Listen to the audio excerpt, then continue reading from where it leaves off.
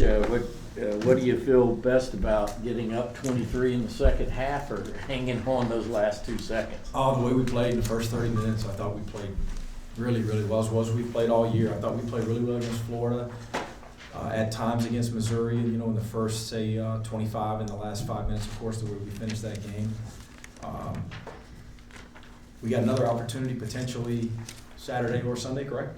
Where maybe we can put 40 together of playing at that level. Credit Xavier, my goodness, downhill.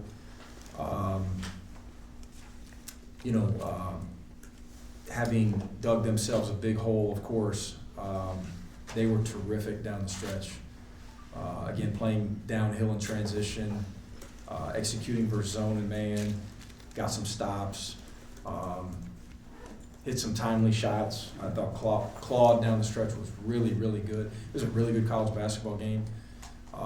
Fortunately, we were able to hold on, of course, against a heck of an effort by those guys. Mike, what's the value of a win like this in the postseason? I know it wasn't always pretty good. What did the program get out of this? Sure. As a staff and as a team, we go in there and talk about the fact that we've got to learn from that. And again, we're always going to preach growth and learning through wins and losses. The bottom line, though, is that we just got an NIT win. We got a postseason win against a Big East opponent. It was a good win for our program. It's something that hopefully gives the returning players confidence moving forward. It's another step in the right direction, and it's obviously something that we'll use in recruiting. At the end of the day, everyone wants to be in the NCAA tournament, but we're honored to be a part of the NIT and honored to still be a part of it to survive and advance. Did you get a good look at Russell's block? Did you think it was a block? I thought it was live. I haven't seen it on film yet. We talked Sunday about all that was going to go into the prep for this. I would imagine it's been a chaotic 48 hours. Yeah. Just what all went into that 48 hours, and does that make this feel a little bit more rewarding?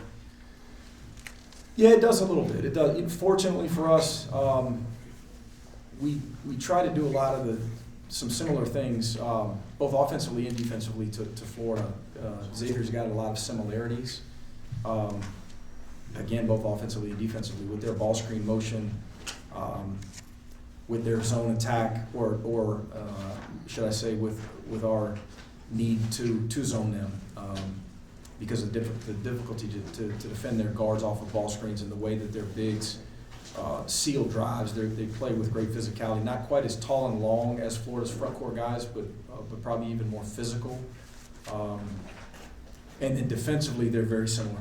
With their physicality on cutters, with their chasing and blasting of screens out and off the ball, and with their drop coverage, with their fours and their fives. So, fortunately for us, we're coming off a game that we had some of the same points of emphasis.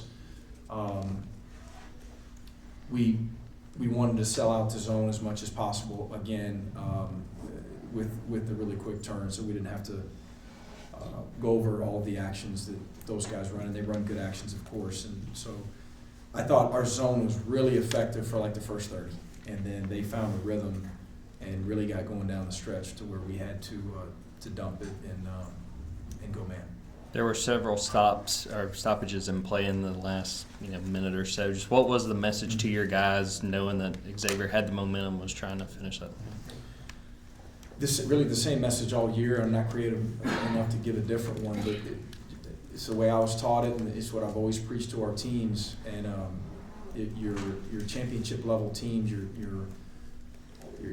the best teams I've been a part of, don't look at the scoreboard. They play the same way whether they're down 20 or up 20, and stay in a moment. Let's get an A shot. Let's get a stop. Let's get an A shot. Let's get a stop. It's not about, man, I hope we hold on and win this one. Boy, we've played really good for 30. If you're thinking about those things, that you're not in the moment and you're not executing what you should be in that millisecond of the game. It's a game of split seconds. That said, I thought in a couple of our home games this year, when we've got sizable leads, it was a little bit more apparent mentally and physically that we were a completely different team than we were the team that built that lead. I didn't see that quite as much in this one. I credit Xavier. I thought Xavier was terrific offensively, again, in the last 10 minutes of that game, I didn't think we had a huge letdown. We had a couple really poor transition defensive efforts in the last minute or two. Missed front ends or 1-on-1s. Wasn't perfect, obviously, but we also had some pretty good possessions that resulted in a difficult make, by Xavier guards that just jumped up in the air and made some shots. Good offense is always going to beat good defense. Why do you think you guys had success getting points in the paint, to get the big lead? I thought we did a good job of curling some of those screens off of the ball. We had I think 3 in the first half off of Russell passes. Again, they're very physical off of the ball with pushing you off screens, and we just did a good job. When your 5 has the ability on the perimeter to make pretty good decisions, Russ has really grown in that area throughout the year. Thought he made some passes, some of those layups just off of cuts. You don't necessarily think of as paint scoring. You think back to the basket, bigs getting baskets, but also some offensive rebound points, drawing fouls, and then I thought Silas did a really good job getting downhill off ball screens. Mike, can you talk about RJ Melendez? He played with a lot of energy. He had some real key buckets defensively as well. Got the pollen cough going on here. Hey, well, give him a second to get a sip of water if he wants it. We'll probably finish after one more question after this because our players are ready to go, and we're just trying to keep it moving. Yeah. And so we'll have one question and then we'll bring in Silas and RJ will come Yeah, in mine and we'll do was them that at we the can't table. wait that on video. So- Oh, sure. Thanks. Yeah.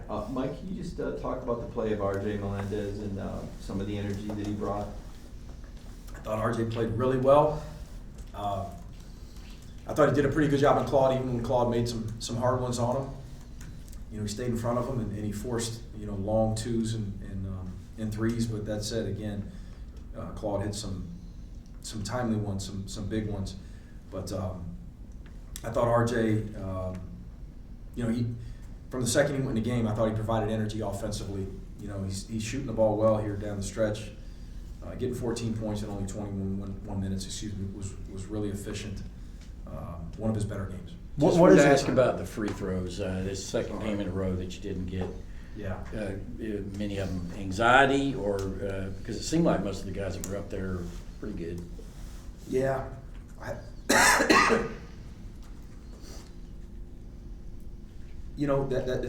a tough one. I'm looking at our numbers right now. RJ Sunohara hasn't been to the line very often all year. Frank hasn't had a bunch of opportunity there, but 8 of 14. I'm glad we made 8 of them. Glad we didn't make 6 of them. Be out there still playing. What is it you'll watch for tomorrow night? Wake and App State, obviously next matchup. You can tell Forbes I'm cheering for App State so we get a home game.